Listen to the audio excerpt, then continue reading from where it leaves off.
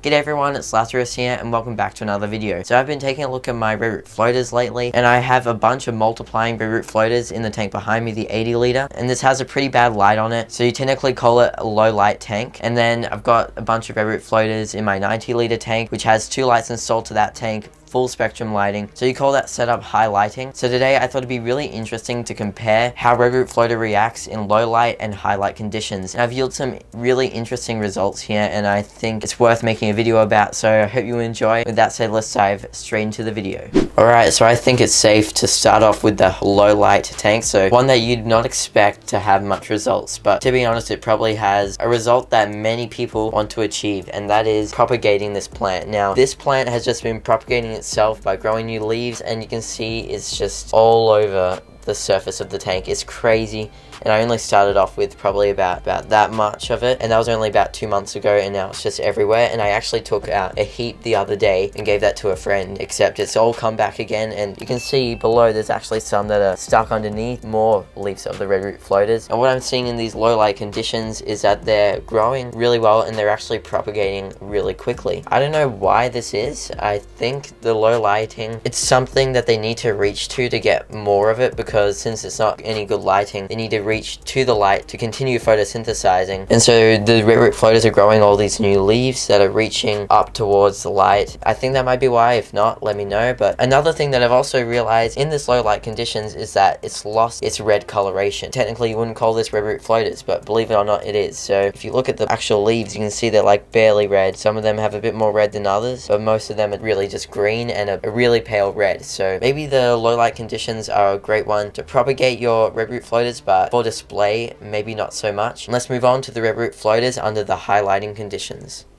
Okay, so we're at the 90 litre now, and let's take a look at the red root floaters that are in here. And as you can see, take a good look from above and below, you can see that there is actually quite a big difference between the red root floaters in this high-tech environment and the red root floaters in the low-tech environment. Now I've got the Higo aquarium light running on this tank here, along with an LED that came with this tank ages ago. These red root floaters, they are a lot more colorful than the ones in the 80 litre. Since this is full spectrum lighting on the Higo, the plants are getting all the different lumens that they need to grow their red coloration. Another thing that I've also seen in this tank is that they take a lot longer to propagate. I don't know why this is. I didn't start with much less than this in the same period as the red root floaters in the 80 litre that have grown a crazy amount. In this tank, all we've got is this much here.